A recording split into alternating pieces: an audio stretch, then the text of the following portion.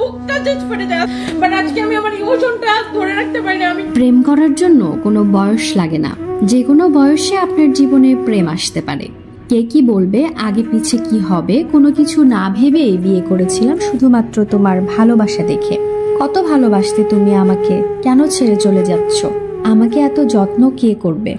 ওর বড় একটা মন আছে, ও অনেক ধনী এবং ও অনেক শিক্ষিত মানুষ, বোঝদার মানুষ। সে আমাকে বোঝে, ভালোবাসে। ভালোবাসা দেখে বিয়ে করেছি স্বামীর সাথে। একটি ছবি শেয়ার করে এমন কথাই নিজের ফেসবুক ওয়ালে লিখেছিলেন সোশ্যাল মিডিয়ায় জনপ্রিয় মুখ উদ্যোক্তা রুবায়েত ফাতেমা তনি। তুমি তো প্রেমের প্রস্তাব দিছো, এটা বলো।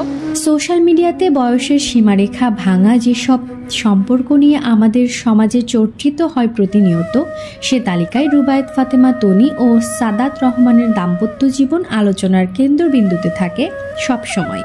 তবে সামাজিক মর্যাদা ও গ্রহণযোগ্যতায় কথিত এ অসামঞ্জস্যপূর্ণ সম্পর্কে তিক্ততার পারদ তনি সাদাত দম্পতি তাদের অর্জন, ভালোবাসা ও বোঝাপড়া দিয়ে নামিয়ে এনেছিল শূন্যের কোঠায়। কথিত সুগার ড্যাডির মতো নেতিবাচক শব্দকে তারা কিছুটা হলেও বৃদ্ধাঙ্গুলি দেখাতে পেরেছে।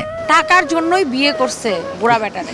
বোঝাতে পেরেছে ভালোবাসা শুধু বয়সে সীমাবদ্ধ হয়ে বেঁচে থাকা নয়, প্রেম করার জন্য কোনো বয়স লাগে না। যে কোনো বয়সে আপনার জীবনে প্রেম আসতে পারে। ভালোবাসা কেবলই অনুভবময় একটু যত্ন ও সম্মান।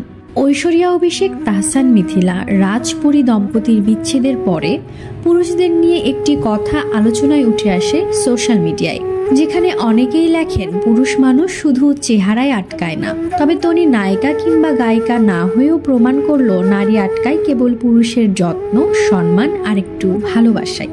সাদাত রহমান হয়তো ভালোবাসার সেই টিপটি পরিয়ে দিতে পেরেছিল রুবায়েত ফাতেমা তনির কপাল জুড়ে, তবে প্রকৃতির নিয়মে তাদের বিচ্ছেদ হয়েই গেল। 2 ঘন্টা আগে ফেসবুক পোস্টের মাধ্যমে রুবায়েত ফাতেমা তনি জানায়, ব্যাংককে চিকিৎসাধীন তার স্বামী সাদাত রহমান মারা গিয়েছেন। তিনি লিখেছেন, ব্যাংকক সময় রাত 3টা 3 মিনিটে আমাদেরকে সারা জীবনের মতো একা করে চলে গেছে। আমি পারিনি তাকে বাঁচিয়ে রাখতে। সে আর নেই। প্রকৃতির নিয়মে হয়তো সে চলে গেছে, কিন্তু ভালোবাসা সবসময় অমর। তাদের সম্পর্কের গভীরতা তাদের ভালোবাসা বাঁচিয়ে রাখবে আজীবন।